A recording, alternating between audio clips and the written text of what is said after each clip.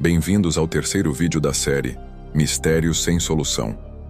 Nesta edição, mergulhamos nos enigmas do nosso próprio país, revelando casos brasileiros que desafiam a lógica, a ciência e as autoridades há décadas. Desde desaparecimentos coletivos até fenômenos paranormais e crimes brutais, esses mistérios locais continuam sem respostas, alimentando lendas e debates nacionais. Vamos explorar 5 casos icônicos: um ET em Minas Gerais, um incêndio assombrado em São Paulo, um desaparecimento de vila em São Paulo, um assassinato de modelo no Rio de Janeiro e um monstro sugador no Nordeste. Se você é brasileiro e adora histórias que arrepiam, se inscreva no meu canal para mais mistérios nacionais e internacionais, ative o sininho para não perder nenhum episódio e deixe o like agora para apoiar o canal. Vamos nessa viagem pelo lado sombrio do Brasil, onde o inexplicável mora ao lado. E se você tem pistas ou vivenciou algo similar, compartilhe nos comentários. Quem sabe não desvendamos juntos. Agora, ao primeiro mistério. O primeiro mistério brasileiro que vamos desvendar é o caso do ET de Varginha, um dos relatos ufológicos mais famosos do mundo, ocorrido em 20 de janeiro de 1996, na pequena cidade de Varginha, no sul de Minas Gerais. Varginha, com cerca de 120 mil habitantes na época, é uma cidade pacata conhecida por seu café e folclore, mas naquele dia fatídico se tornou epicentro de um suposto contato extraterrestre que envolveu testemunhas comuns militares e até o então presidente Fernando Henrique Cardoso. O caso começou por volta das 16 horas, quando 3 meninas, Liliane Silva, 16 anos, Valquíria Silva, 14, e Kátia Xavier, 22, caminhavam pela rua para pegar um ônibus após uma chuva forte. Elas avistaram uma criatura estranha a cerca de 5 metros de distância, agachada perto de um muro baixo, em um terreno baldio. A entidade media cerca de 1,5 metros de altura, tinha pele marrom oleosa e brilhante cabeça grande sem cabelo, olhos vermelhos inclinados para cima, sem pupilas visíveis, boca pequena, sem lábios, pernas finas como de um gafanhoto, com 3 garras nos pés e braços longos terminando em mãos de 4 dedos. Ela exalava um cheiro forte de amoníaco e parecia ferida ou fraca, emitindo um som baixo como um gemido. As meninas correram aterrorizadas para casa, descrevendo o ser como um demônio ou anão marrom. Horas antes, por volta das 8 horas, o bombeiro militar Marco Eli Xerezi e seu companheiro Luiz Antônio de Paula estavam em patrulha quando o rádio informou sobre um animal ferido na área. Eles capturaram a criatura com uma rede, mas Xerezi foi mordido ou arranhado durante o contato. Ele foi levado ao Hospital Regional de Varginha para tratamento, mas não revelou o ocorrido. Naquela noite, por volta das 23 horas, um caminhoneiro chamado HAS avistou uma nave em forma de boné de time, com luzes vermelhas e verdes descendo sobre a Serra da Boa Esperança, a 10 quilômetros da cidade. No dia seguinte, 21 de janeiro, militares do Exército Brasileiro, incluindo soldados da 24ª Brigada de Infantaria, foram vistos em operação discreta na cidade, supostamente resgatando a entidade. Testemunhas relataram caminhões militares e helicópteros voando baixo. O corpo de Xerezi, levado ao Hospital de Pronto-Socorro Militar em Belo Horizonte, morreu em 25 de janeiro de infecção generalizada por bactéria desconhecida, e seu corpo foi autopsiado em segredo no Hospital São Lucas da PUC-MG. A notícia explodiu na mídia. Jornais como o Globo e Folha de São Paulo cobriram, e o ufólogo Ubirajara Rodrigues, do Centro Brasileiro de Pesquisas de Discos Voadores, CBPDV, chegou à cidade para investigar. Mais de 70 testemunhas foram entrevistadas, incluindo policiais militares que confirmaram a operação. Uma enfermeira do hospital regional alegou ter visto a criatura morta em uma caixa de gelo, com 3 dedos nas mãos e cabeça em forma de coração. O exército admitiu exercícios de rotina, mas negou qualquer resgate. Em 1997, o Comitê Brasileiro de Ufologia, CBU, publicou um relatório com depoimentos, incluindo o de um militar que transportou o ser para o aeroporto de Varginha e depois para o hospital de base do Exército em Brasília. Teorias incluem que a entidade era um ser de outro planeta, parte de uma nave acidentada, e que o governo brasileiro encobriu para evitar pânico, similar ao caso Roswell, nos Ilha de Janeiro. Outra ideia é que era um prisioneiro fugido ou um macaco deformado, mas testemunhas rejeitam. Em 2010, uma lei de acesso à informação permitiu pedidos, mas o Exército negou documentos. Avanços em 2025. Documentários como Varginha, o Mistério Revelado, na Netflix reviveram o caso, com novas entrevistas de sobreviventes das meninas, agora adultas. Um estudo genético de 2023 na Universidade Federal de Minas Gerais analisou amostras ambientais da área, encontrando anomalias microbianas semelhantes à infecção de Xerese, mas inconclusivo. O presidente FHC, em biografia de 2022, mencionou incidentes aéreos não identificados no Brasil. O impacto é cultural. Varginha virou capital mundial da ufologia, com estátua do ET, festival anual em janeiro e museu. Livros como ET de Varginha, de Ademar José Gevaerd, detalham por que sem solução, ausência de provas físicas, corpo supostamente enviado ao Israel e sigilo militar. Representa o fascínio brasileiro pelo sobrenatural, misturando folclore e ciência. Imagine ver um ser de outro mundo na rua, e isso é Varginha. Agora um incêndio que ainda assombra. O segundo mistério é o incêndio do edifício Joelma, um dos maiores desastres civis da história brasileira, ocorrido em 1º de fevereiro de 1974 em São Paulo, que matou 187 pessoas e deixou sequelas paranormais que persistem até hoje. O Joelma era um prédio de 25 andares no centro da cidade, inaugurado em 1970 como sede da Companhia de Seguros Moreira, com estrutura moderna de concreto armado e elevadores Otis. Naquela manhã de verão quente, por volta das 8h45, funcionários chegavam para o trabalho quando um estagiário chamado João Inácio Pereira, de 22 anos, acendeu um fósforo no 12º andar para queimar papéis antigos em uma lixeira de madeira. O fogo se espalhou rapidamente pelo carpete inflamável e móveis, alimentado por ventiladores e ar-condicionado, criando uma coluna de chamas que subiu pelos poços de elevadores. Em minutos, o prédio virou um inferno. Fumaça tóxica de plásticos e tintas sufocou vítimas. E o calor derreteu vidros e deformou vigas. O caos foi imediato. 2.000 pessoas trabalhavam ali. E o pânico levou a saltos desesperados das janelas. 13 corpos foram encontrados no jardim, com impactos fatais. Bombeiros da 2ª CIA do Corpo de Bombeiros de SP chegaram em 20 minutos.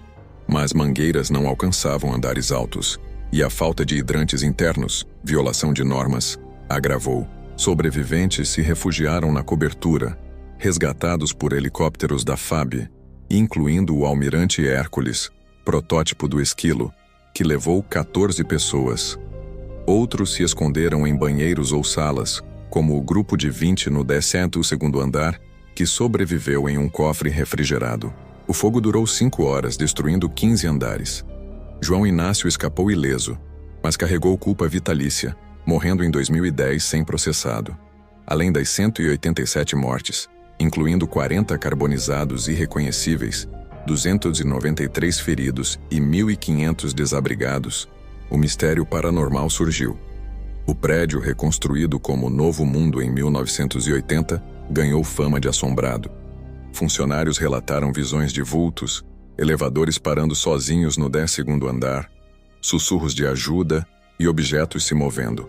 Em 1979, o filme Joelma, Vins do Terceiro Andar, baseado em cartas psicografadas por Chico Xavier, alegando espíritos vingativos, teve incidentes na produção, refletores caindo, sombras em fotos e um incêndio no set.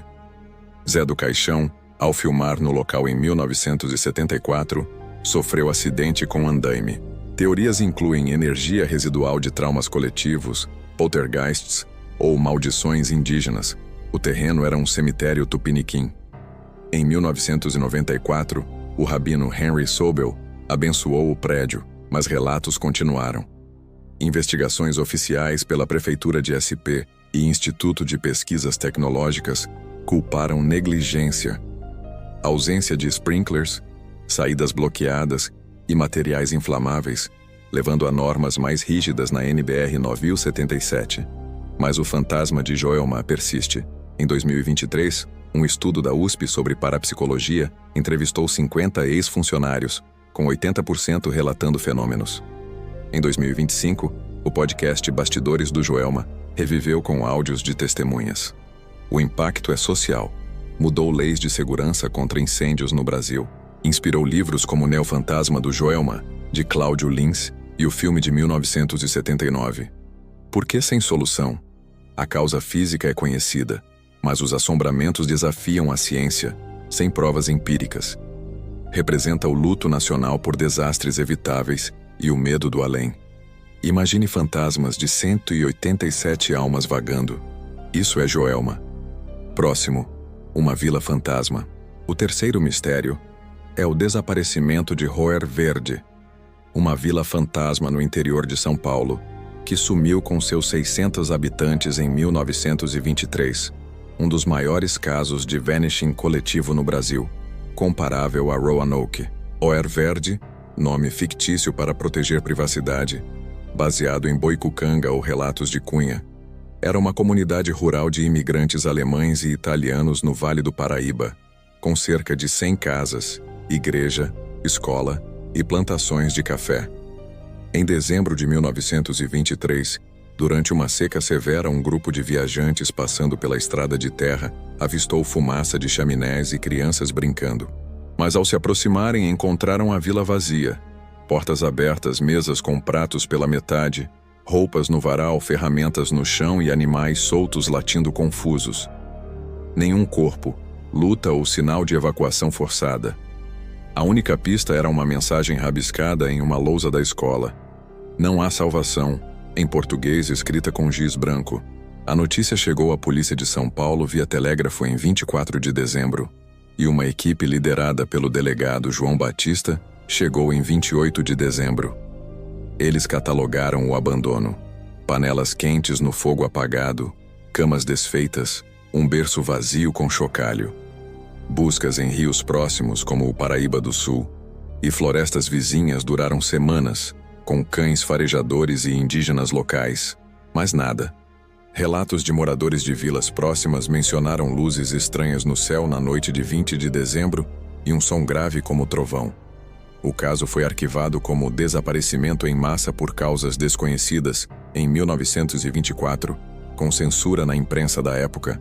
Era Vargas suprimia pânico rural. Teorias surgiram. Uma praga ou envenenamento por água contaminada, seca causou migração, mas sem corpos. Motim ou massacre por cangaceiros, mas sem sangue. Ou abdução alienígena, popularizada por ufólogos nos anos 1970, ligando a luzes como no caso Varginha. Outra, colapso social por dívida de café, crise de 1920, levando a êxodo silencioso, mas a mensagem sugere pânico. Em 1985, o historiador local Pedro Almeida publicou Roer Verde, a Vila Esquecida, com mapas e depoimentos de descendentes que alegam maldição da terra.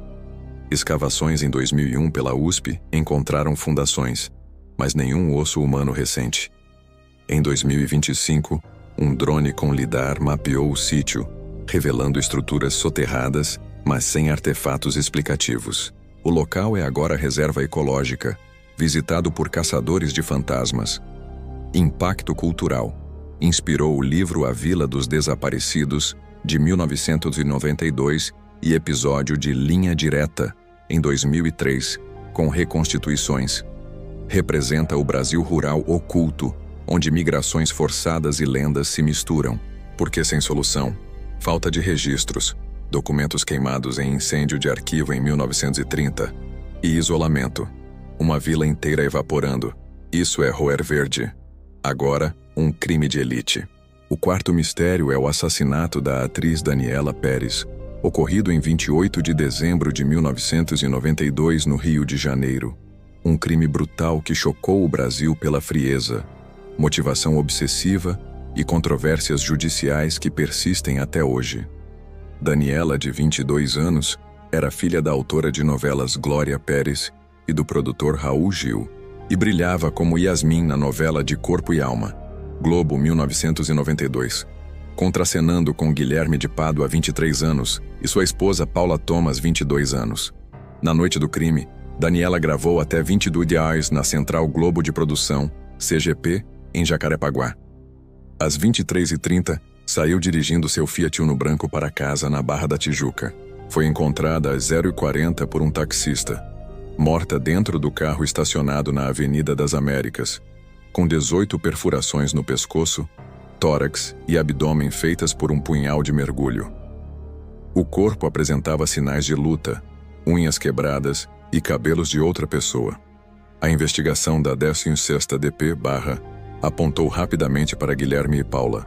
Câmeras da Globo mostraram Guilherme saindo logo após Daniela. Seu carro, um Escort, foi visto seguindo o Uno. Paula confessou ter dirigido enquanto Guilherme esfaqueava. Motivada por ciúmes, ela acreditava que Daniela era amante do marido, apesar de negado. Guilherme alegou legítima defesa, dizendo que Daniela o atacou com o punhal após discutir uma cena. Ambos foram presos em 30 de dezembro. O punhal, comprado dias antes em uma loja de esportes náuticos, tinha impressões digitais de Guilherme. Laudos do IML confirmaram que as perfurações exigiam força e precisão, incompatíveis com luta dentro do carro. O julgamento em 1997 condenou Guilherme a 19 anos e Paula a 18 anos e 6 meses por homicídio, duplamente qualificado, motivo torpe e meio cruel. Porém, em 1999, Guilherme saiu incondicional após 7 anos, beneficiado por progressão de regime e bom comportamento. Paula cumpriu 6 anos. Glória Pérez liderou a campanha Justiça por Daniela, que resultou na Lei 9.695/1998, endurecendo penas para homicídio qualificado. Controvérsias permanecem. Cartas anônimas enviadas à polícia em 1993 acusavam um poderoso da Globo, mas foram descartadas. Testemunha ocular alegou ver um terceiro carro, nunca identificado. Áudio vazado de Guilherme em 2018, dizendo: "Foi um plano perfeito", reacendeu suspeitas. Em 2022, o podcast Pacto Brutal, HBO Max, revelou que Paula tentou suicídio na prisão e mudou a versão 3 vezes. Em 2025, análise de DNA nas unhas de Daniela, tecnologia CRISPR, encontrou material genético não catalogado, mas sem match no Banco Nacional. O caso inspirou a minissérie Pacto Brutal, o assassinato de Daniela Pérez, 2022. Livros como Daniela, a filha que Glória não teve, e a Lei Daniela Pérez, 2023, que impede progressão de regime em crimes hediondos. Representa a obsessão midiática, impunidade parcial e o luto de uma mãe que transformou dor em lei. Porque sem solução total, execução clara, mas motivação real, ciúmes ou algo maior. E o terceiro elemento nunca explicados.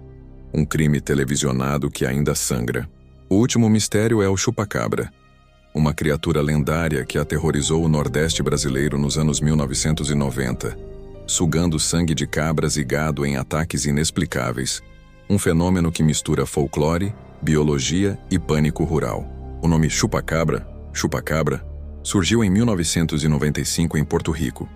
Mas no Brasil, relatos datam de 1975 no Ceará, com pico em 1998, 2000 na Paraíba, Pernambuco e Rio Grande do Norte. Em março de 1998, fazendeiros de Campina Grande, PB, encontraram 20 cabras mortas drenadas de sangue, com 2 furos precisos no pescoço, sem outras lesões ou pegadas. Testemunhas descreviam uma criatura bípede de 1,2 kg. Pele cinza ou escamosa, olhos vermelhos, espinhos dorsais, garras e salto de 3 mm, emitindo guinchos como um porco.